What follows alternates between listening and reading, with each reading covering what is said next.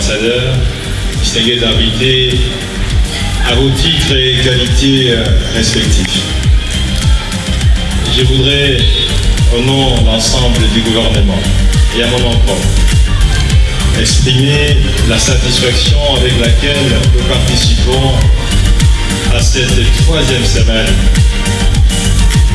qui consolide le partenariat entre la République française et la République démocratique du Congo.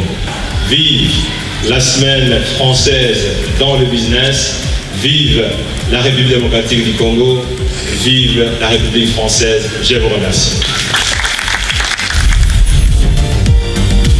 Et on est en train de faire un projet avec le cabinet sur l'aménagement du quartier Malébo. Et c'est extraordinaire. Je voudrais, comme Christophe d'ailleurs l'a dit, vous passer la parole pour vous exposer un peu, très rapidement, ce projet. Ce que nous avons vu, c'est le secteur sur lequel nous allons intervenir. Il est intéressant parce qu'au nord, il y a effectivement les grands équipements comme le stade des Martyrs. Il faudrait nécessairement de l'énergie pour pouvoir faire fonctionner toutes ces infrastructures. Le projet PMU, projet d'eau en milieu urbain, avec une première tranche à hauteur de 190 millions de dollars. Cette première tranche est venue à expiration là, il y a quelques mois. Il y a beaucoup de projets potentiels, mais si on se dit le projet aboutit éventuellement dans 5 ans ou dans 10 ans, là je pense qu'il faut être un très très grand groupe pour pouvoir supporter en fait des délais d'attente comme ça en termes de décision. Nos solutions sont dédiées dans plusieurs secteurs, principalement la SNEL, puisque nous savons fournir des équipements et des solutions à une entreprise comme la SNEL, que ce soit en distribution, en transport ou en production. On demande au ministre de s'investir pour un résultat dont projeté, je pense, dans les 10 ans, dans les 15 ans. On parle de 4800 mégawatts, la plupart pour l'Afrique du Sud. On parle de 1000 mégawatts pour le national, la plupart, je pense 800, 900, je ne me souviens plus très bien les chiffres. Nous avons engagé un certain nombre d'actions pour mettre à la disposition du gouvernement des projets bancables. D'ailleurs, des villes qui concourent au développement économique, à l'emploi, bien entendu, à la solidarité entre les différents concitoyens, à la solidarité sociale, et puis à la protection de l'environnement. Je voudrais parler particulièrement de INGA 3. Aujourd'hui, comme on l'a dit tout à l'heure, le déficit, il est tellement énorme. J'ai suivi un peu votre argumentaire commercial. Je voudrais plutôt faire une interpellation à vous deux pour dire, changez votre argumentaire.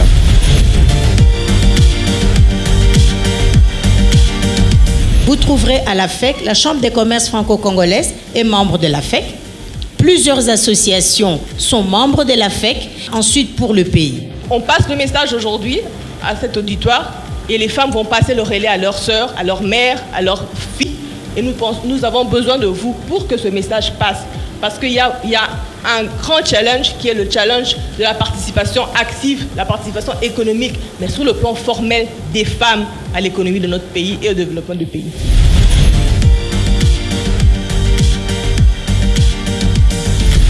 Il y a de plus en plus une certaine discrimination négative de l'homme.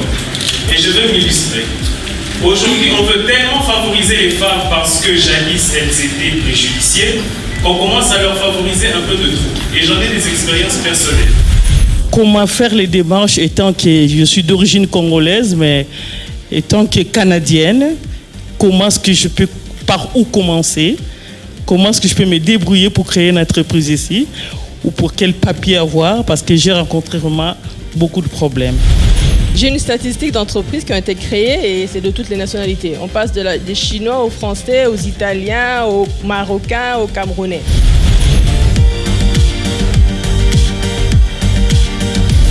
Bonjour d'être venus nombreux aujourd'hui à ce forum sur la banque et sur les assurances. Je voudrais remercier toutes les personnes ici présentes, notamment le président de la Chambre de commerce qui a eu la gentillesse de se déplacer ce matin, ainsi que les nombreuses personnes. Des croissances extrêmement rapides qui font rêver beaucoup de gens qui n'ont pas voulu participer à toute cette évolution et qui sont pourtant limités. On est limités dans notre croissance par un petit peu les fonds propres qui ont quand même été multipliés par 8 sur la période, qui signifie que essentiellement les banques qui gagnaient de l'argent ont laissé cet argent en RDC en le laissant dans les fonds de leur banque. Le souscripteur, c'est celui qui est preneur d'assurance. Bon, évidemment, ça peut être lui le bénéficiaire, il assure sa maison contre l'incendie, sa maison brûle, il va recevoir de l'argent pour l'indemniser, mais ça peut être aussi ses ayants droit, ses enfants par exemple, ses employés, ça peut être un tiers, vous assurez en RC automobile, vous écrasez quelqu'un, évidemment le tiers n'est pas présent contre l'assurance. Donc le premier c'est le client, le deuxième c'est l'assureur. La première étape, ça a d'abord été de doter le Congo d'un code. Je fais partie de ces personnes qui pensent que c'était une erreur.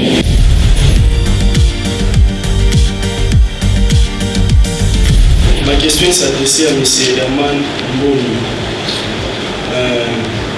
Nous savons tous qu'en République démocratique du Congo, le secteur des assurances, c'est un secteur auquel la population ne s'intéresse pas vraiment. Non seulement parce qu'ils n'ont pas confiance à la société qui est en place, mais c'est aussi le problème du pouvoir d'achat. Est-ce que les nouveaux codes qu'on a pu élaborer, cet aspect pris en compte, l'aspect du pouvoir d'achat? Le gros avantage d'un marché libéral, c'est que ce sont les assureurs eux-mêmes, en fonction des stats, en fonction des éléments qu'ils ont sur le marché. Mais là aussi, vous avez raison, il faut compléter beaucoup de choses. Il nous manque dans ces codes pour faire l'assurance des parents d'état de mortalité. On doit écrire parce que ça, sans faire de mortalité, on n'avait pas calculé les primes d'assurance. Donc, effectivement, il y a beaucoup de choses à mettre en place, mais simplement, par rapport au pouvoir d'achat, il appartient aux assureurs de faire preuve d'imagination pour en tenir compte et proposer des produits qui soient des produits adaptés aux revenus des Congolais.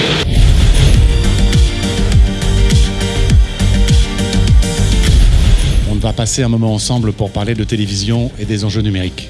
Maintenant, je vais céder la parole et surtout l'image à Alain Legal, donc notre expert qui vient spécialement de Paris pour cette conférence.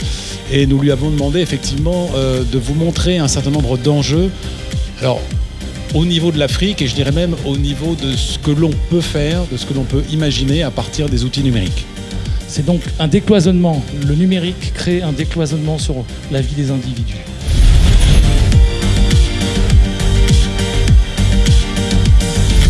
Il y a un moyen pour que le gouvernement puisse nous assister à combler les vides que nous voyons dans nos chaînes, ici et localement. C'est une très bonne question. Pour quand je n'ai pas la réponse parce que je ne suis pas membre du gouvernement pour pouvoir décider.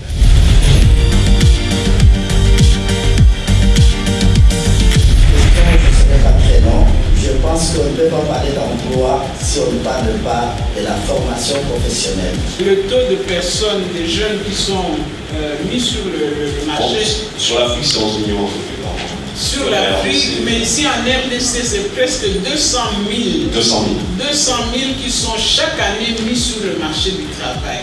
Alors, c'est vrai, et dans un pays où il n'y a pas beaucoup d'industrie, parce que le domaine de l'industrie, c'est celui pour lequel nous sommes vraiment en bas, nous n'avons pas beaucoup d'industrie manufacturière. On a de très bons étudiants, on arrive à les trouver en termes de motivation, de présentation, en termes de base, mais quand on va les intégrer à tout ce qui est test technique sur machine, on s'aperçoit que la technologie qu'on a au sein de la brasserie ne correspond pas à ce qu'ils ont appris à l'école.